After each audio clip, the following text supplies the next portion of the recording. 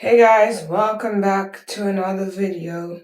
Today I'm reacting to top 8 culture shocks when moving to Australia. I have experienced culture shock before. I've lived in 4 different countries, so I'm not. Oh my gosh, why is the video starting already? So I'm not like oblivious. I'm not unaware. Like I've experienced culture shock. Let's just end it there because the English is not Englishing. Anyway, let's watch. This should be quite interesting to hear. Let's give this a go. So you've heard about the deadly animals, Yes, I have. scorching sun, Yes, I have. impossible isolation. What was the other one? And This guy's sausage a and little bread. funny. And you're still thinking that you want to come to the land down under? Then prepare yourself for these weird Australian New Zealand culture does shocks. sausage and bread G'day as guys, well. my It's name's actually Ross elite. and I moved with my family to Australia during a global pandemic. Now I love living in Australia, but when we first moved over here, it was a little bit weird. I know where Now he's to from. stop things being so weird for you when you make the move, these are our top 8 culture shocks when moving to Australia. Australians love their sport, but unless you're from Australia, sometimes the sport is a little bit strange. For example, football isn't football. And I'm not really talking about soccer, or am I? It really freaks me out to say the word soccer. For me, I know what football is. Yeah. And for Australians, they also know what football is. But when you move to Australia, just resign yourself to the fact that you're now probably going to follow the minority sport. And also need a special subscription just to be able to watch it. Football in Australia can mean many things. Football for me means soccer. Yes. But football in Queensland means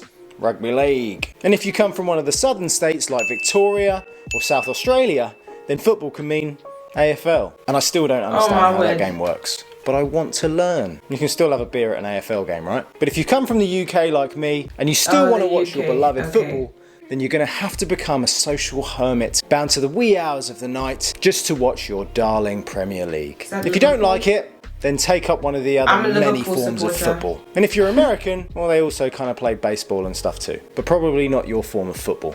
It'd be like too hot in all the pads and stuff. Or imagine getting a spider in your helmet.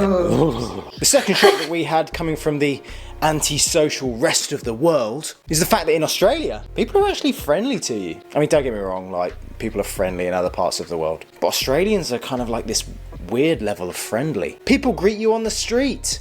Neighbours come up to your house and welcome you to the neighbourhood. People actually offer you help. Now for me, being the antisocial hermit that I am watching my Premier League, people being friendly to me was a little bit weird and it just took a little bit of getting used to. But when it happens to you in Australia, it really does make you realise how nice the world can be. Now hey, you're going to think to yourself, people around the world are nice, and lots of them are.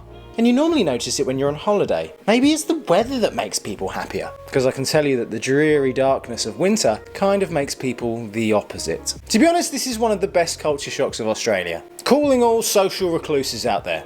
If you move to Australia, it's going to make you a better person. No one wants your social awkwardness or unfriendly banter. Australians are genuinely friendly, unless they don't like you. But there's no beating around the bush. It's totally straight. Now coming from the Yeah, I prefer northern that. hemisphere Just be on straight the about it. other Don't side like of the someone, you know? world, having a cold Christmas becomes a rite of passage. But here, cold Christmases? Welcome to the heat, my friend. Christmas in summer. It's hot. Really hot. If you don't have aircon, you're gonna struggle. It's not dark. You and your family aren't just confined to one room watching each other open presents you probably didn't even want. Wishing that the TV was on so that you wouldn't have to make awkward conversation with family members who you But I hardly hate ever opening see apart presents in from front the of festive people. time. Wondering to yourself, is it too early to start drinking yet? The fact is that with Christmas in Australia, you get to take all of the good bits of Christmas, like presents and spending time with family that you actually want to spend time with, and then add all the good things of summer, like going to the beach, spending time in the Nice. pool, having a barbecue in the sunshine. barbie? Don't hang on to your old traditions of Christmas, like your roast turkey with all of the trimmings. I mean, do hang on to them, but don't whinge that you're doing it in the heat. Have a barbecue instead. Whinge. Savour the wonder that is a potato bake. Why did we not have these in England? Or if we did, I never had one. They're gorgeous. Bro, I Make love new potato traditions bake. I and love embrace the potatoes. fact that Christmas in summer is now your new life. Now, coming from cosmopolitan Europe, I was kind of used to this next one because people on the continent sometimes like to have a siesta. But at least they opened up the shops and stuff again. Now, I know that this can catch out the average Brit visiting Marbella for the first time and wondering why in the middle of the day all the shops are shut. But in Australia, it goes to another extreme and shops just shut early. Want to get a coffee after 4 p.m? Yeah, nah. Don't be crazy. Why would you need that much caffeine in your system at night? It's going to go dark in a couple of hours. Want a takeaway after 9 p.m on a Friday? Well, you better live in the city centre. Ain't no one going to work after 9 p.m in the burbs. It's the same You crazy? Cyprus, Unless you're in the major cities, things in Australia are rarely 24 and hours. Nothing's open. People have a life. Sundays. They don't want to sit there waiting in a restaurant or a shop for your convenience. Don't be so selfish. Why aren't things so convenient? Well, it turns out people don't actually want to work all the time. Yeah. And you need to respect that. Get a bit more organised. Enjoy a night in. Realise that thing you think you need, you probably don't need fair right now. enough. I'm sorry that the People shop can't shuts just early, be at but if you work don't all have day. that thing you want right now, is the world going to end? Probably not. And if it was that important, you wouldn't have forgotten it, right? And this culture shock extends into the next one. And it's the work culture. And weirdly enough, most Australians don't like to work. I mean, they do. They do like to work. That's a massively sweeping statement. But fortunately for people who live here, we don't live to work. Working to live is an incredibly emancipating feeling. What's the point in going to work all day to earn money to then not have the time to spend it? I don't want to live a life like that, do you? Especially when you have all of this fantastic weather and beautiful scenery to spend it in. Except when it's a La Nina year. Like, the scenery's still there, but the weather's still a bit crap, and it has been for the last 2 years. Fortunately for most Australians, this laissez-faire attitude to work extends to lots of different industries. If you're sick of the daily grind in your job, then come to Australia and you can do the same thing but not work as hard. Wouldn't we all want to just do that? But sometimes this incredibly laid-back nature can lend itself to some slightly weird / potentially unsafe habits. Barefoot in public? That one takes a little bit of getting used to. Especially living up here in the Yeah, New sunshine Zealand's state of the same Queensland, as well. seeing people go I love barefoot in it. your local Coles can be pretty much a daily occurrence. Lots of people do it, especially children. It's like they've got an allergy to shoes or thongs. Just put some thongs on, mate. Protect yourself. Now, for us foreigners who are used to wearing shoes anyway just to keep our toes warm, seeing people go barefoot in public and it's not the beach or a swimming pool can be a little bit weird. But actually, rather than criticising or wondering if they've got asbestos in the soles of their feet, don't criticise.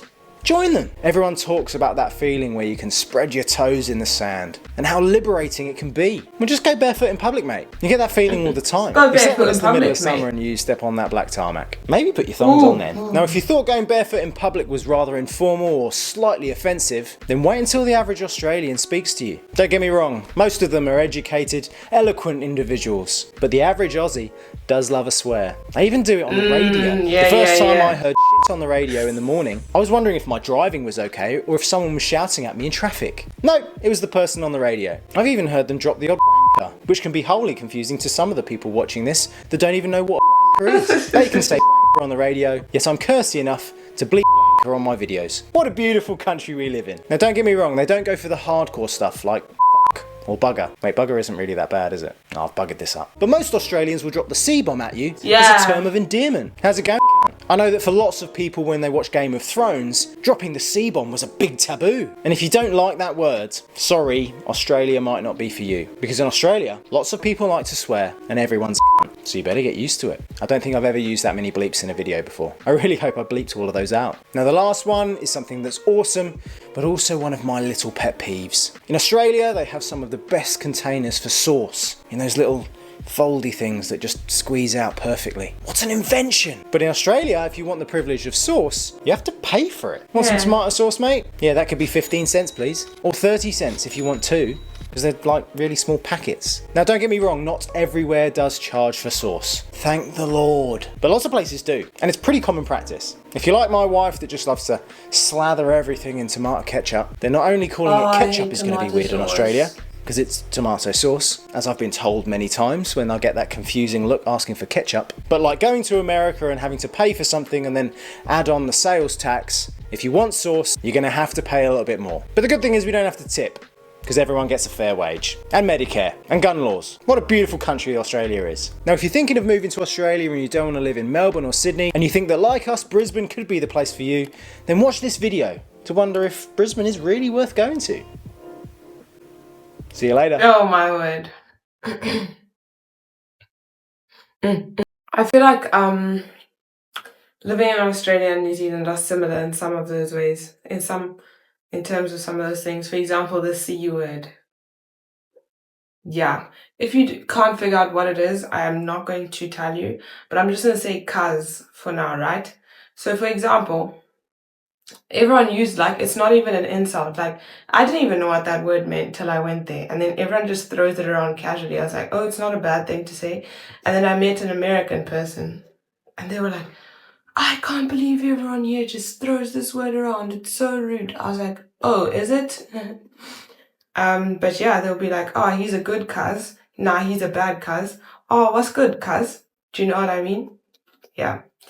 Oi, cuz, what's going on? And it's just like, you just become so used to it. Like, I've been called that multiple times. And it's not even offensive anymore. It's almost like just saying bro, you know? Like, that's how casual it is. What else? The friendliness. Yeah, that would be nice to be in a place that's super friendly. I don't know.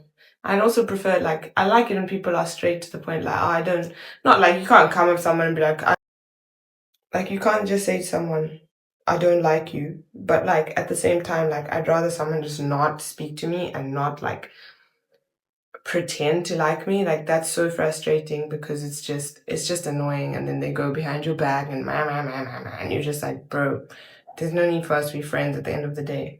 So I think I prefer society where people just don't pretend to like you. Anyway, what were the other things? Oh, Christmas on the beach. Yeah, that's nice. Christmas on the beach. Barefoot in public. When I was in New Zealand, my brother and I were barefoot in public multiple times. It's not a thing that we ever experienced till we got there, but it was so normal. It was just like, for me, a lot of times I would just jump into the car at home because I'm barefoot at home, but I always have socks on. That's my thing. I always have socks on. But then I get into the car and I'm just like, I forget my shoes, but then we get to town and it's like forgetting your shoes isn't even a big deal because who even has shoes on? Especially when you live in a coastal city, it's even more common because it's just like. Also, I'm gonna assume it's the same in Australia. Like, there's not a lot of trash, there's not a lot of broken glass on the road.